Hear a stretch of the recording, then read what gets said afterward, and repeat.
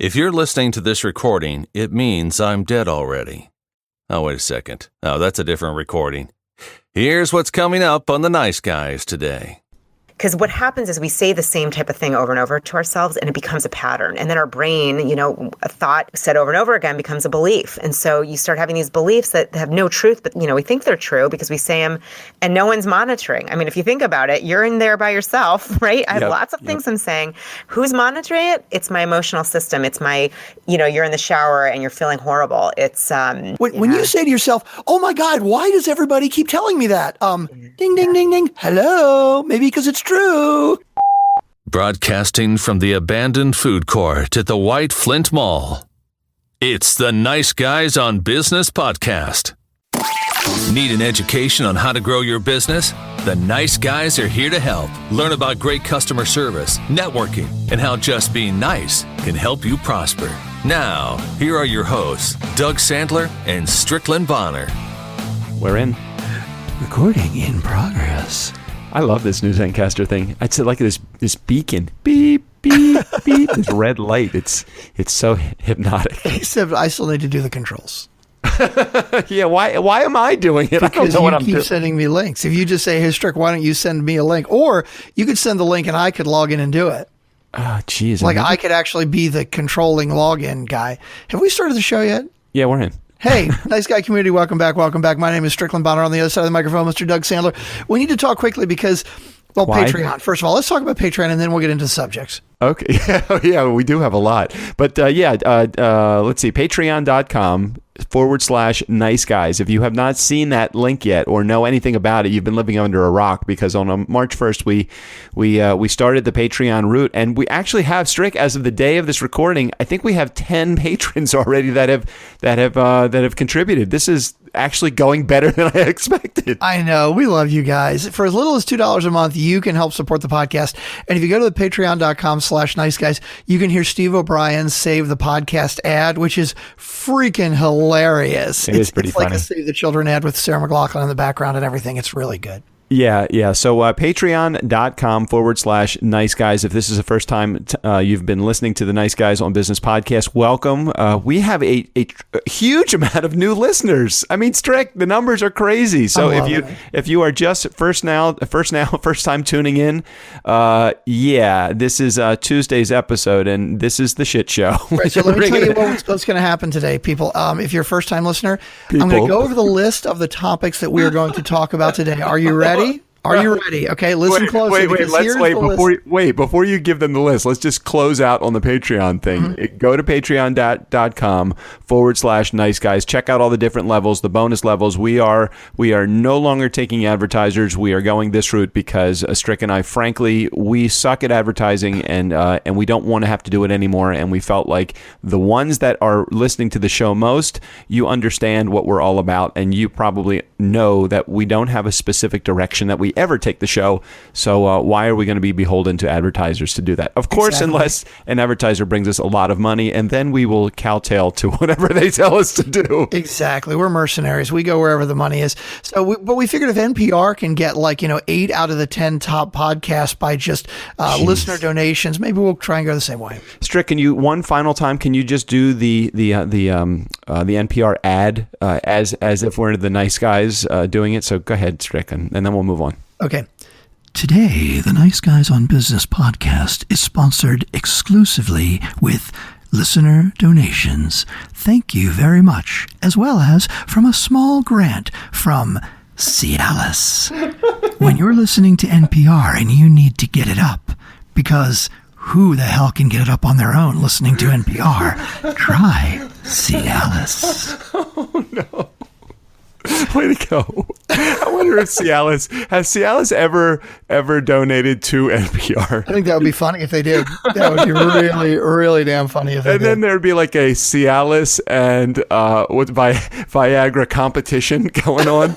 Who can get it up better? And then, when you see the blood drives, right? And they have the little thermometer that goes up and it gives one. It would be like two dildos, right? Getting bigger and bigger on either side. This is a good idea. Wait a minute. Somebody get NPR on the line. Muhammad, can you do some show art for us for today, please? Oh, God. Yeah, that's right. Muhammad, can you... Muhammad, where have you been? Muhammad, we need to talk to you, man. Oh, you know what? I finally remember why I had a $12 bill on my cell phone. Why is that? Muhammad called me. He called me on, I think it was dialing for Doug Day when we used to do that. And I didn't answer the phone, so I think I called him back, if I remember this correctly. And then I'm looking at my bill. I'm an AT&T subscriber, and I had like a $12 bill for a long distance to Canada. I'm like, who the fuck did I talk to in Canada? It was Muhammad. What's up, buddy? Hey, you know what, Muhammad? You can pay us back, and I'll even split it with Strickland. Just go to patreon.com/nice guys and contribute $2 to the show, Muhammad, and we will consider it even. You'll be paid back after a year. That's right. No, half a year, I guess, right? Yeah, because it's $2 a month, right? That's true. Anyway, so what were we talking about? For new listeners, here are the topics that we're going to go over today. These are, by the way, the topics that Doug sent me before the show, okay? And then... Don't read them fast, though. Read them slowly. They'll read them kind of slow. I want to remember what I talked to you we were going to talk about. But go ahead. No, here's the problem. If I read them slow, it'll take the whole show just to read the topics. All right, so here are the topics that we're planning on talking about today. Did you get the updated list? I got the updated list, but now here's the thing. We're going to talk about the updated list in a minute. Here's the original list. Okay, the original list is... How Panera's changed Doug's life, a.k.a. they have newspapers at Panera. Uber rant, CEO loses his shit on driver. Warby Parker and why they're so cool. Why exactly happens to the Oscars, Moonlight, and La La Land. Maria Forleo, never keep Doug waiting. You know, like these. T-Mobile Jellycare is still my favorite, even if he's putting us off Patreon, and why we're so fucking lucky. And my new mezuzah is a dildo on my doorpost. Now, after he sent me that, he sends a text out. Doug sends a text out to a group of our Funkin' fans and says, hey, how about some ideas for the show today? Like, we don't have enough fucking ideas for the show already today. We need more. So the updated list, on top of all those things that we're going to talk about, are spring cleaning, how to eliminate the old shit from your business closet, the best innovations come from places you'd never expect, the importance of culture, whether or not you like it, you have on measuring things that matter, likes and shares versus real life things. And by the way, we're talking with Julie Reisler today too. Yeah, well, I thought we would get it all in today. If you have 7 hours, this is going to be the longest show ever. No, it actually isn't. Yeah, you know how like National Public NPR does their what do they call it? The drive, like the minute recap. Oh, okay, the drive. They do every year. They do their drive. And they'll do 24 hours or 48 hours. They're begging on the air and showing the best episodes they've had all year. Yeah. That's what this episode is going to be if we hit every one of those goddamn topics. We're going to be talking for 24 hours. I think it should be like the phone bank, like we go over to the people at the phones. Remember when they used to do that? Yeah, maybe we can get like Brad Pitt and Angelina Jolie to answer phones for us. No, they'd be too busy yelling at each other off camera. The couple of things that's really stuck out in my head, and you didn't say one of the lines that are in that were in the topics that I sent to you. It was WTF, the gays are adding glitter to Ash Wednesday. Maybe it's Ass Wednesday. What do you say? I think it's fabulous. Okay.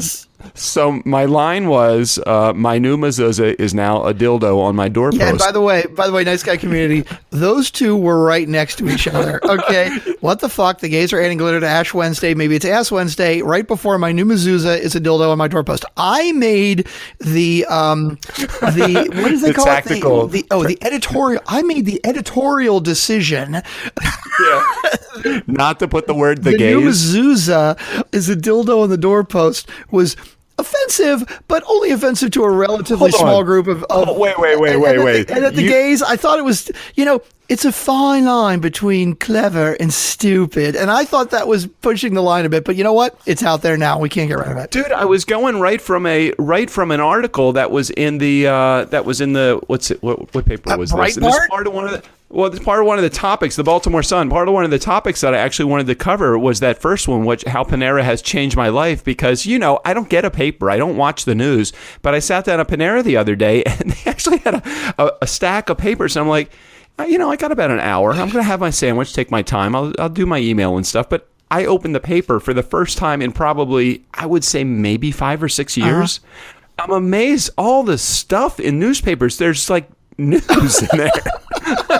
So one of the first articles that I saw was the Uber CEO apologizing for berating driver. I mean, he lost his shit on this driver, and I was watching it on YouTube, and we'll talk about that. We'll get into that a little bit. But then I was looking at the revised travel ban that removing Iraq from the list of places that actually have removed the ban that the United States, that Trump in all of his wonderfulness has removed the ban from Iraqis from coming into the U.S. And then I saw this article. Adding glitter to ashes is a signal of LGBTQ support, meets support, and disapproval. And I'm thinking, okay, let me just think about this for a second. If gay people, and I have plenty of gay friends. I may have even been confused as a gay man at some point in my life just because I have a small white dog. I drove a Jeep Wrangler, and you still drink Cosmos. And I still drink Cosmos. Yeah, I mean, those are all gay stereotypes, and I have many gay friends, and I actually enjoy their company. I like going shopping as opposed to watching football on Sundays. However, this whole idea of adding glitter to the Ash Wednesday thing and then people being up in arms about it. I mean, fuck, people, come on. I mean, it's like if I wanted to have, and I'm Jewish, so, and it's not mezuzah, it's mezuzah, Strick. I mean, that would be my pronunciation of it. I don't know what the layman's pronunciation of, or the goy pronunciation of it would be, but you said mezuzah, right? I don't even know.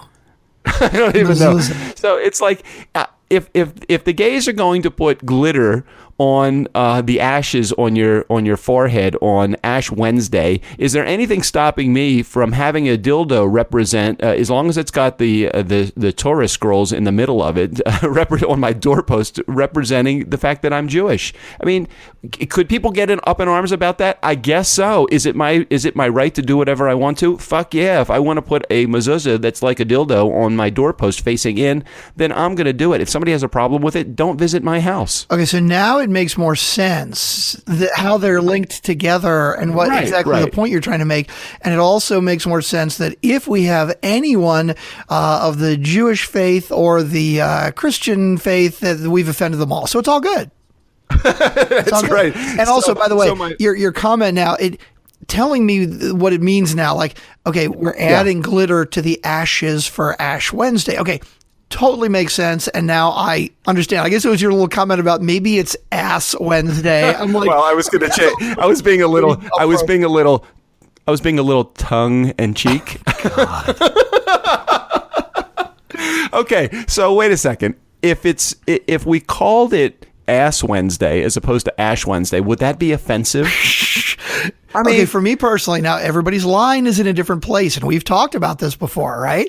Everybody's line is in a different place. Adding glitter to the ashes, I think, is great. Again, I'm not a religious guy, but you know what? I just think it says so much about openness and about inclusion and all that. I love that. Ass Wednesday, that's pushing it a little far, I think. So for you, that went over the line. And so what I would say to you is this. I'm going to celebrate. I don't even celebrate Ash Wednesday or Ass Wednesday for that matter. But I'm going to celebrate the holiday, or not celebrate. I don't think do you celebrate Ash Wednesday? No, you just observe. You observe Ash Wednesday, right? So I'm going to observe my religion however I choose to. If that means that as a Jewish guy that I'm going to take down the traditional mezuzah that is on my doorpost and replace it with a phallic symbol and put the Torah scroll right in the center of it, or the prayer right in the center of it, and if somebody comes to my house that is Jewish, isn't it kind of the same as just doing anything that is a freedom of speech or a freedom of religion? I can practice any religion that I want. I don't have to even call it Judaism. I could call it dildoism, or I could call it Ass Wednesday if I want to change the whole meaning of what Ash Wednesday means to me as a non-Jew if I was not Jewish. The flying spaghetti monster.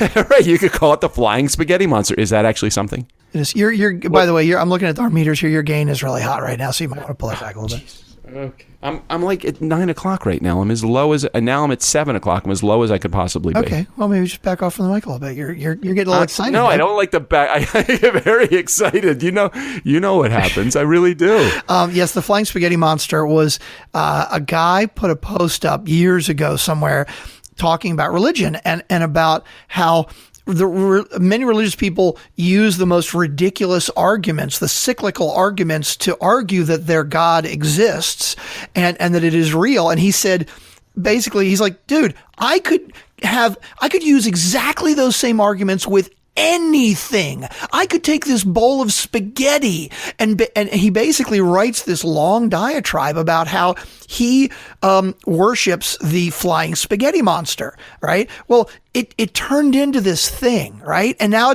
they're called pastafarians, right? Oh, and everybody knows it's kind of a joke, but it's such a great kind of biting attack on organized religion, because they use exactly the same arguments that every religion uses to say that this is why this is true and this is good and but it's a bowl of fucking pasta, and it's really it's very funny stuff. Okay, so that's got to be as non-offensive as you can possibly get, but while still trying to maintain the idea of freedom of religion and practicing whatever religion that you want.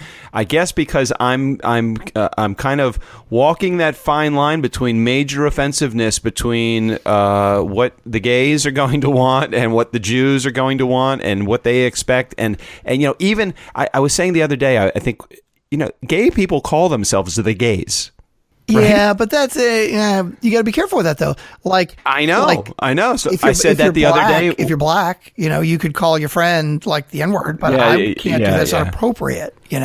Right. It's funny. It's like, okay, so where do you draw the line with that? Well, to me, it depends on how well you know somebody and how comfortable you are with somebody, right? Like for me to say, like as a group, the gays, right? I don't know. It sounds a little insensitive, right? But if I'm hanging out with a gay friend, he doesn't care if I call him gay because I know him or her, personally. It's no big deal. But it's a fine line. Yeah, I think Julie's on the phone with us. Julie, are you here? No, she's not here. I see recording in progress, but I don't hear her actually speaking. Okay, we're back. that was funny when you did that.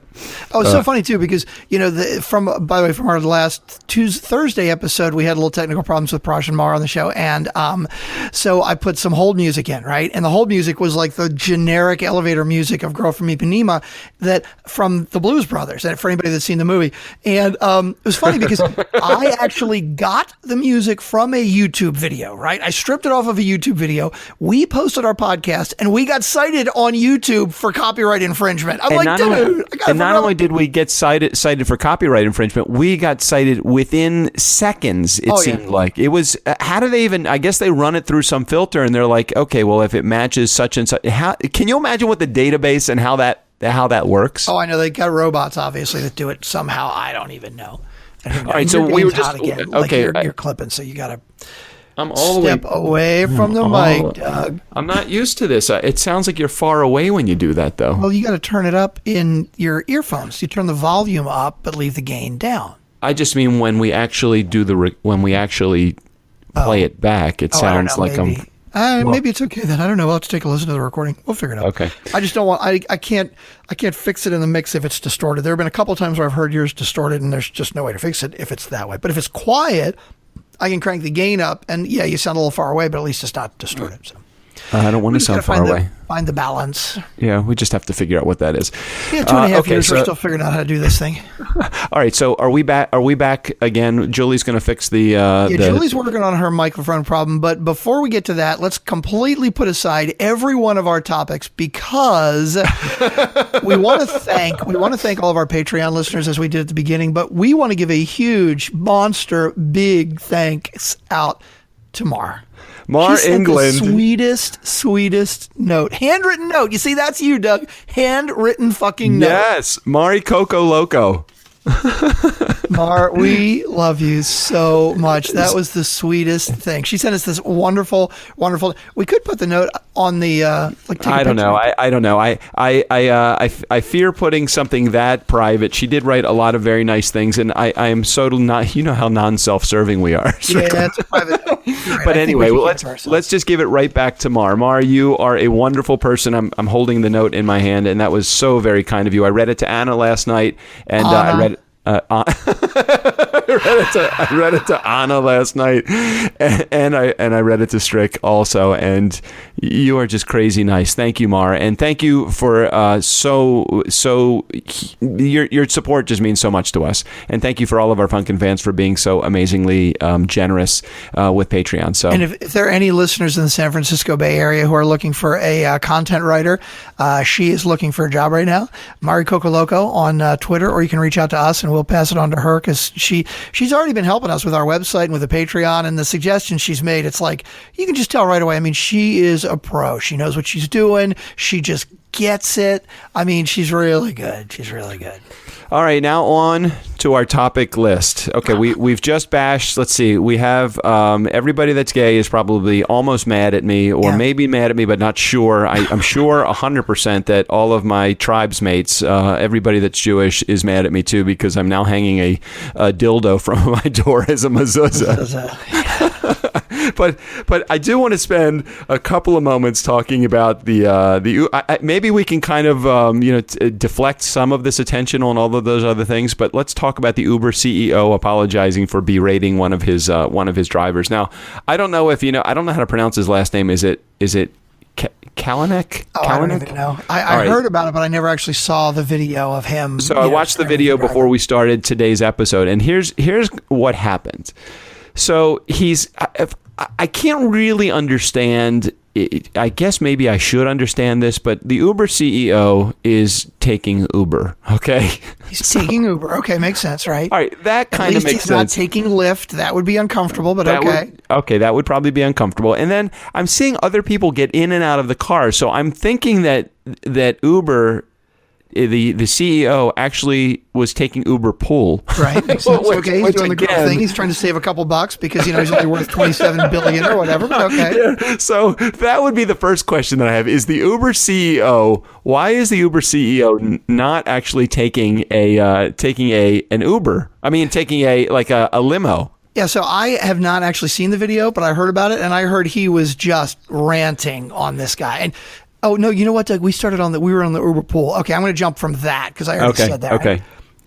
Yeah, like the guy, he's using Uber pool, right? People are getting in and out. Well, I mean, like he doesn't have enough money already. He's got to save a couple bucks and do the pool version. I didn't really understand why. Okay, so the guy, he's a believer in his company, and I totally get that. And he's having a conversation with I think it's a woman to his left and a guy, or maybe it's a woman to his right too. I can't really see, but he's sitting right in the middle. So the dash cam is focused on him and the driver. And at the end, when everybody gets out of the vehicle, so it's what's left is just this guy, and his name is Travis, and I don't know how to say his last name. I think it's Kalanick, or whatever. But he is the CEO of Uber, and the driver. And the driver is I don't know where he's from. It doesn't even really matter where he's from. But the driver's talking to him about competition has come in the marketplace. Uber has set up the perfect model. The guy really knows his shit, which is great. He's talking about Uber and the business model that Uber has set up, and he's talking to Kevin, the CEO of Uber, about why are you guys lowering your prices so much? And Kevin is giving back to him, well, we have competition. We need to lower our prices. And the driver says something to him like, well, you cost me $70,000 last year by lowering your fees. Oh my God. So because I guess they control the fees, and as a result of controlling the fees, that means that he's able to charge. He can't charge as much, and he's pissed. I mean, he's not pissed in a point where he's argumentative. He's stating his position. I think he does it. He does it eloquently. I think he does it as a conversation, and I think he does it. Hey, here's my chance to at least share this with the guy that runs the company to see what he says. Mm-hmm. And the guy Kevin from the CEO from Uber hits him back with, it's very typical for other people to blame us for their actions. Nobody's willing to take on their own responsibility. It's almost like, if you don't like it, get the fuck out of my company. Mm-hmm. And they then start a heated conversation about why he's like, don't blame Uber for this. This is your doing. If you don't want to be a part of this, we don't really need you. And he basically storms out of the cab at the end. It literally is the last 30 seconds of the tape. And what's so great about it is it shows how quickly this guy goes from complete, very docile, just conversation, to argumentative. It's like somebody somebody lit his fuse and he just blew up. And that's just amazing to me that happened. It's definitely interesting. I think Julie Reisler, who is our guest today, might have something to say to that. Hey, how are you doing, Julie? Hey, how are you? Thanks for having me. Hey, so Julie, as everybody knows, Julie is the author of Get a PhD in You, and we have promoted her book to the nth degree on the show because we are so believers in the message that she has to say, and the fact that you can actually reverse and change those tapes. But Julie, chime in for a second about how I know you might not have. Do you have any familiarity with have you seen the tape at all, or no? I haven't seen the tape. I mean, I've heard of it. I've heard about it, and I was listening, but I haven't seen it yet personally. And what's crazy about what this guy does is he literally goes from a standstill to argumentative to infuriated in less than a minute. And is that something that's typical with people? I think that's such a good question. What it says to me. Typically, so there's a couple things going on. One would be I would want to know, what else was going on for this person besides this experience? Because usually to go from 0 to 100, now some of us can get angry in a red hot minute. However, usually there's something that triggers a past belief, feeling, something that's going on for him. So if he, for example, if his trigger is feeling disrespected or, looked over or attacked, even attacked. Or attacked is exactly. Then what can happen is that just that, that interaction can trigger perhaps something in the past or that feeling of being attacked, which would make sense. That's very, when we get into the brain, that's very reptilian brain, kind of that fight or flight. Right. And that could definitely, I mean, if you're not meditating and watching how you do day-to-day, reactions, a lot of people can react like that. That to me says that person needs some meditation. Hey, so Strict, what do you think about this? I mean, do you think that, hey, this guy owns the company, he's got the right to say what he wants, and this guy works for him, and why is this guy being disrespectful or even offering him the opinion? I mean, what's your spin on it? Julie, I think you hit it on the head. I know with my kids, right? I try really hard to stay as calm as I can, but the times that I blow up, it usually is like after I've been trying to be calm and I'm trying to be respectful and I'm trying to be logical and I'm trying to be polite, and what sets me off is when they are just being disrespectful. Now, if I'm the CEO of the company, right, and let's say I've got a driver, and last year with Uber, I mean, if he's saying it cost him $70,000, right? Now, he's still driving. So let's say hypothetically. Sorry, I misquoted. It says, I lost $97,000 because of you.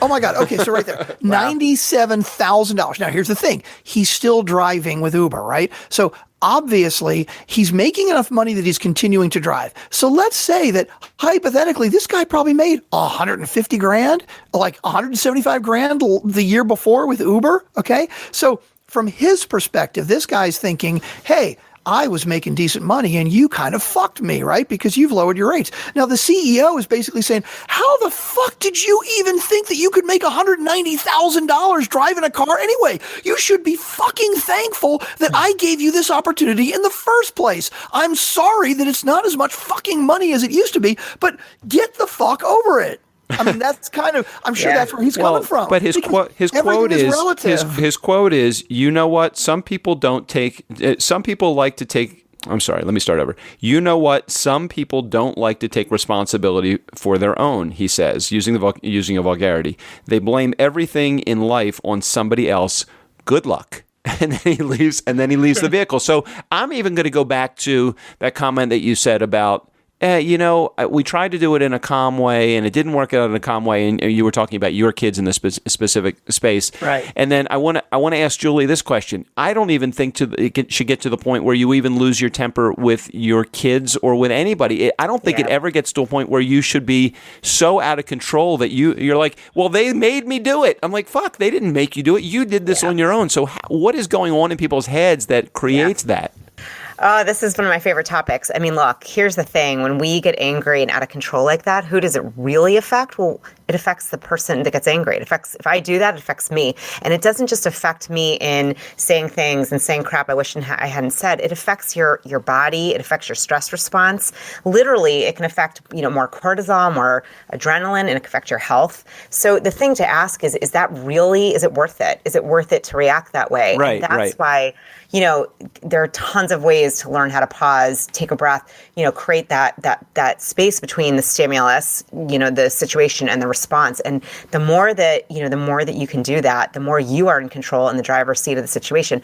I like to think that it wouldn't matter who I'm around. I'd like to think, and I work on being able to, keep my cool no matter what. That's the goal, because then we're in charge, and that's, by the way, personal responsibility versus being a victim. Right. And being able to be with whatever condition or whatever's happening, then you get to decide how you're going to respond. That's where the power is in my mind. So in all fairness, he offered an apology, or issued an apology. To say that I am ashamed is an extreme understatement.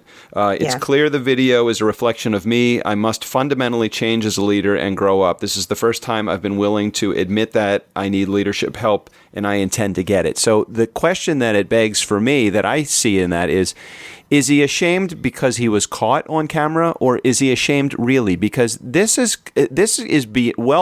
he did it on camera, he probably did it many times before with other people in his office. And it's not until you get it's not until there's an intervention that that you actually come to grips with, well, maybe I really need to change something. Right, and I think this is a great example of that, because what I get from his apology is that he really does realize that he did it. And you're right. The fact that I don't think he's apologizing because he got caught on tape, but I think the fact that he got caught on tape and the reaction that has stemmed from it has made him realize that he needs help. Yeah. I'm sure in the past, maybe he's blown up at the office, and somebody says something and he's like, whatever, right? And sure, maybe 100 times he said, that's bullshit, I've stayed calm, it's no big deal. Well, then when 1 million people see it on YouTube and go, what an asshole, then that's his wake-up call to, oh shit, maybe I do need help. Yeah.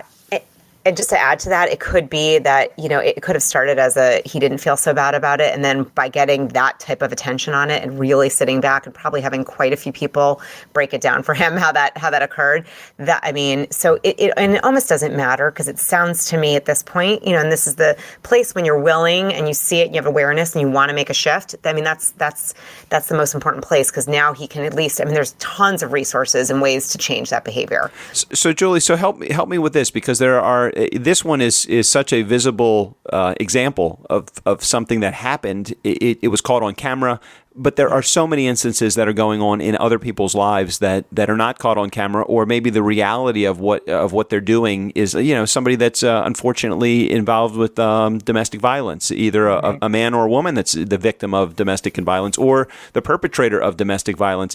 How do they know on such on a different level if they need to get help? Some people don't even know that these tapes are going on in their head. Obviously, the example of somebody that is an abuser, that's pretty obvious. There's an abuser and an abusee, but there are oftentimes that silent perpetrator that we have going on in our head that is beating us down ourselves. Mm-hmm. How do we know if we have those tapes that are going? Everybody's got tapes. How do we know if the tapes? I guess my question is, how do we know if the tapes are actually hurting us or helping us that are going off in our heads? So you mean individually, or do you mean if you're you're realizing I'm kind of being a jerk to my partner? Well, I think oftentimes it starts as what we do inside to ourselves, and then we act on it, and then it becomes something that is outward to other people that are around us, and we make them miserable too. So I guess the question is, how do we first recognize it on our own? Absolutely. So I think, look, the first thing is to use we have emotions for a reason. I look at them as like a GPS system. So if you're feeling like you're, that place of feeling less than, or feeling, powerless, disempowered, feeling, angry and frustrated and depressed and annoyed, and, like you're not where you want to be. We're talking, you're noticing that a lot of your percentage of your day is in that space of what I would say, like your GPS is kind of pointing towards like, negative town. If you are starting to notice, look, the thing is that until somebody's aware, that's the thing. You got to be aware. So you got to start with awareness. So it might be that there's an external event that happens before you realize like, oh crap, this is not great. Or you get sick and tired of being sick and tired. And, I know I've worked with people where it's like, I can't handle myself anymore. I cannot handle this. Like I'm either too stressed. I'm saying crap to myself. I wouldn't say to anybody else. The thing I would say is start listening. I always have clients keep a journal and do research on literally like their top 10 list of what the crap they're saying to themselves. Wow, great idea. I remember when I was dealing with a pretty huge catalyst event in my life when I started to have panic attacks just a couple of years ago. That I would be standing in the shower and I'm like, this is just, I feel horrible. I just feel so low. And those were times when I wasn't hurt. I wasn't affecting anybody else and it was just me. So for me, that was like, if I would have kept a journal, I wish I really did keep a journal at that point. I did write a blog post about it, but at the same time, it was so painful, such a painful time in my life. It's very challenging to keep a journal, but you just I'm assuming you just have to kind of push through that. Yeah, and it could be, look, it doesn't have to be something so fancy or specific. It could be that you have a notebook you carry around with you. It could be you put in your Evernote or in your you write an email to yourself and you jot some notes down. It doesn't have to be, It could be systematized, but anytime you start to hear those, because what happens is we say the same type of thing over and over to ourselves and it becomes a pattern. And then our brain, a thought said over and over again becomes a belief. And so you start having these beliefs that have no truth, but we think they're true because we say them and no one's monitoring. If you think about it, you're in there by yourself, right? I have lots of things I'm saying. Who's monitoring it? It's my emotional system. It's my, you're in the shower and you're feeling horrible. It's, I had a similar situation where I just woke up and I was like, this is not working. This is just not, whatever I'm doing, something's broken. Like It's not working. Right. And that's why often, whatever that white flag moment is, when you're like, all right, I surrender, I just give, like, something's got to change. And for the CEO, just seeing that the videos and getting that input, that probably for him was what it took. Yeah. So Julie's got a book called Get a PhD in You, and it is available on Amazon. Also, what's your website, Julie? Is it just juliereisler.com? Yes, juliereisler.com. So we'll make sure we put a link in the show notes as we have for the last couple of months because she has been such a great support mechanism for our show, and we love having you on the show, and we love having you as that stable bedrock of emotional support on our show, also, Julie. Thank you. I love being the emotional guidance. Tribe system, whatever I am, input. It's a good thing she didn't hear all the other stuff we were using on the show. We've changed every holiday. We've changed every religious form of significance, Julie. But we didn't want to we didn't want to pull you down with drag you into the mud. Yeah, we drag you. So, Julie, one of the things you said about you have to listen. I got to get back to the movie quote line again. There's a great movie called The Lucky Number 11 where a guy says, "The first man that tells you look like a horse, you punch him in the face. The second man who tells you look like a horse, you yell at him. The third man who tells you look like a horse, maybe you should start shopping for a saddle." Like, you've got to listen to people. When you start hearing the same shit, when you say to yourself, oh my God, why does everybody keep telling me that? Ding, ding, ding, ding. Hello. Maybe because it's true. Yeah. And I can I add to that? Because I actually have, so this is a little geeky and nerdy, but if you are super into personal development and being your best self, what I've actually done are surveys for friends that I know will give me the real deal truth. Like, hey, what is it that you can count on me for? What can you not count on me for? Like, I actually ask for that. Ouch. Yeah. And I'm like, bring it on, because you know what? There are blind spots. We all have them. And, you may not even be aware. Hopefully, if you get the horse comment, I might look and say, like, I got some crap to do on myself. But if you're not listening to that, or make it informal and ask people you trust, hopefully you've got a circle of really incredible people and you ask those people, what works, what doesn't, and get that feedback. That's another way as well. Doug J. Bear on your episode on Friday had the best line. He said, good people look for compliments, great people look for complaints. Because if you don't ask for the complaints and you don't say, what could I do better? You're not going to get it. Yeah. So, Nice Guy community, this is your opportunity. What do you survey? What do you? Are we fucking up? What do you not like about Strickland? I can't handle any. I can't handle that. So you can do it on Strickland, okay? I'm ready for it. I want to hear it. Julie, thank you again for being on the show and for your contributions again. We'll catch up with you again very soon. All you need to do is just close the tab at any point, and that will disconnect you from the show. So thanks, Julie, again for being on the show. Thank you guys so much for having me. As always, this was such an honor and pleasure. It's so much fun, and look forward to it again sometime soon. Talk to you soon. Thanks, Julie. Okay. All the best. Lots of love. Bye. So perfect for this topic, because really her book, Get a PhD in You, that's exactly what all of that kind of stuff is about. It's really about, look, you got to look at yourself and you got to figure out why something like this happened. Oh, jeez. I just have I know it is right. She is 100% right. I have a very hard time looking beyond surface and getting too deep, because then I start to, as everybody in our, the kind of the inner circle of people that know us, that are fans of the show and friends of the show, I have a really hard time with it. I get my feelings hurt so easily. Yeah, but the only way that you're ever going to change, the only reason you make a change is because you feel like you have to. And if you don't get pushed, you're not going to change. You got to get out of your comfort zone to change anything. I agree. Well, let's go on to another topic, because I think that we have some more uplifting things to talk about, like or how far we don't have any idea how far into the show we are right now, do we? No, because we've got multiple recordings. We're at least 30 to 40, maybe 45 minutes. Okay, so maybe we should save the rest of these topics for Thursday. All right, we'll save it for Thursday's show, and we'll make sure that we have so many topics to get to, so many that we have not talked about. We want to update you with what's going on with Marie Forleo. We want to update you with what's going on with the CEO of T-Mobile, John Legere. We want to talk a little bit more about what happened exactly at the Oscars. That is something that I have researched, and I have a lot more information on now that I've done a little bit. So that's all. What the fuck? Who are you? I know. What have you done with Doug? Ever since we got on Patreon, I figured that we really are now we're being held accountable to people that are watching the show. If we really want to add some serious value and we want to get paid, then we need to make sure that the show. Maybe I shouldn't quite get so out of control with my research. But anyway, let's come back with it on Thursday. Strick, you want to take us out of here? Hey, Steve O'Brien, take us out of here. For the Nice Guys on Business, I'm Steve O'Brien. Fill up your week with the nice guys. That's their story, and they're sticking to it. If I die, you guys are going to feel like crap.